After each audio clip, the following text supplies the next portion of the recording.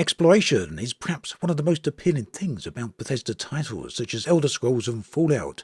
Purely and simply, the ability to go out and choose your own path and explore a living and breathing world.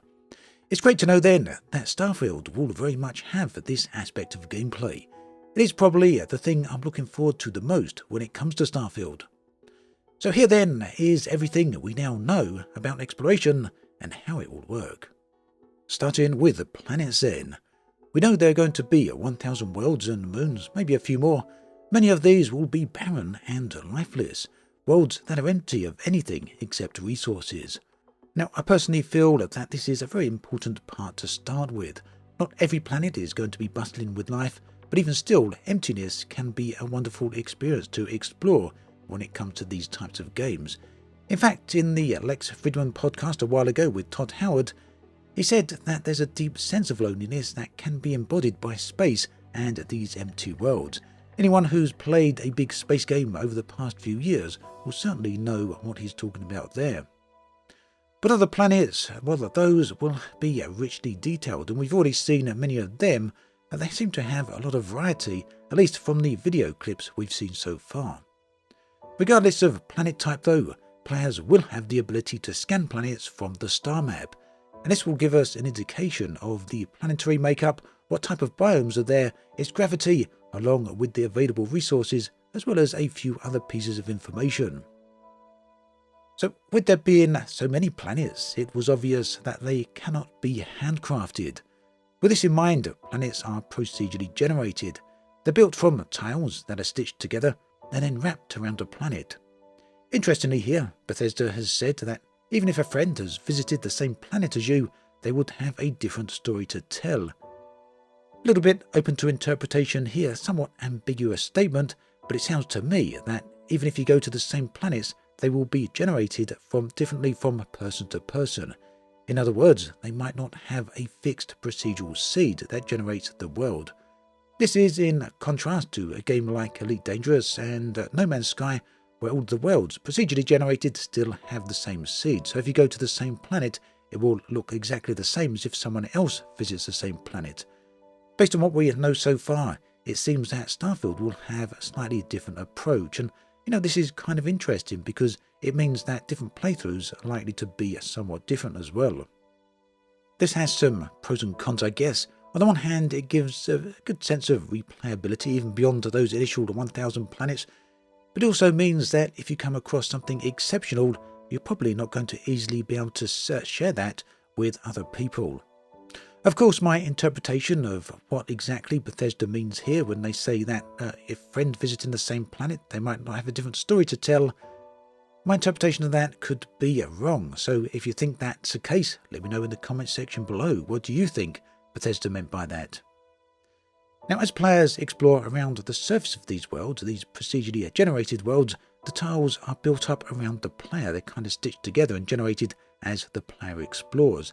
Handcrafted content and locations then also are dropped into these locations as you explore. So this means that planets have flora, animals, or as well as other interesting locations. It's definitely something we've seen in other games, most notably No Man's Sky. However, here in Starfield, we can expect a lot more interactive detail. Bethesda referred to that detail as environmental storytelling. A little bit of a PR statement there, a bit of a marketing statement, I guess. But it's still something that people will no doubt be familiar with from Skyrim, Oblivion, and all those other titles.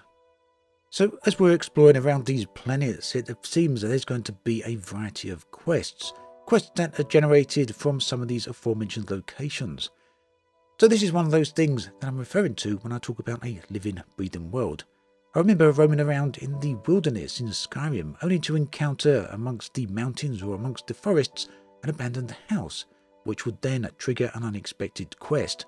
I'm keen to see how far Starfield will carry this particular aspect. It should hopefully be pretty interesting given that there's so many different locations. And for those wondering what we can do on planets, well, this will be including the harvesting resources, scanning wildlife, and perhaps hunting wildlife too, as well as surveying planets, not to mention the other quests and different areas to explore. It seems that all of this can also tie into the outpost building, and we'll talk more about that in a future video. But these things, the items you discover, the resources you collect, the data you find, sounds as though that will have an influence on the type of places you can build and the type of outposts you can construct. Beyond that, it was nice to see that Bethesda really do understand that a big part of exploration, for many people, really comes down to sights and views. With so many worlds, it's likely there's going to be more than a few nice locations to check out, and this is something I'm very keen to see. The fact that light as well is generated from the local sun and that is calculated and simulated in real time will probably make for some of the very nice looking locations. And this type of exploration is really the thing that I found most appealing about Elite Dangerous back in the day, and then Elite Dangerous Horizons when that expansion released. Spent many hours and many days in fact exploring the variety of locations looking for some wonderful sights. Full one-to-one scale galaxy aside then, it's nice to see that Bethesda may have taken this concept way beyond what Frontier Developments have achieved. Now, moving on to exploring the star systems, one thing we know is that a grav drive, a special jump drive, is needed to travel between star systems.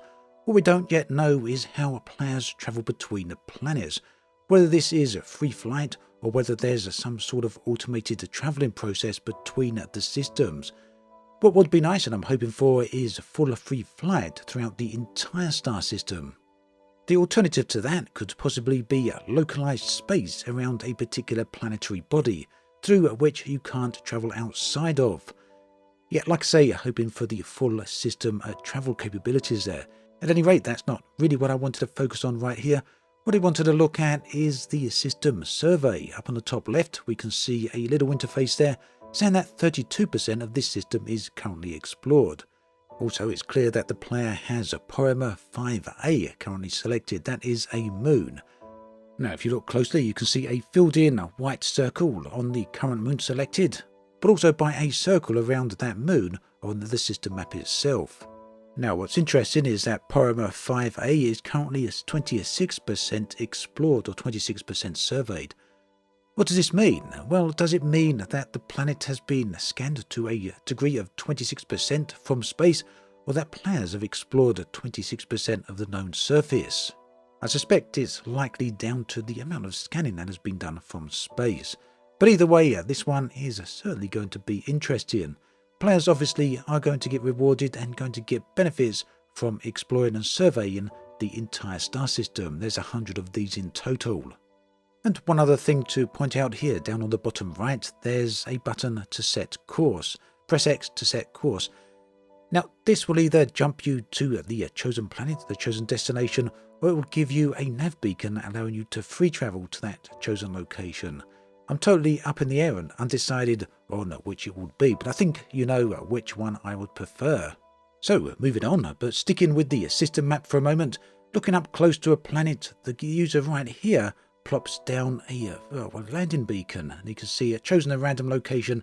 Let's just play that again so there's no confusion, because some people would feel that you can't land at any location. There we go, random location, X to land, or you can choose an established location. As has been confirmed multiple times in the past then, you can land anywhere you want on these planets. That then pretty much covers everything we currently know about exploration in Starfield. It's one of my most anticipated features of the game, but as with everything with unreleased games, we really do have to wait and see. I'm not going to get too hyped just yet, because who knows how this one is going to pan out. Ultimately though, still very much looking forward to it. Let me know your thoughts and feelings about all of this in the comment section below. As always, thanks for watching, and I'll catch you guys and girls next time.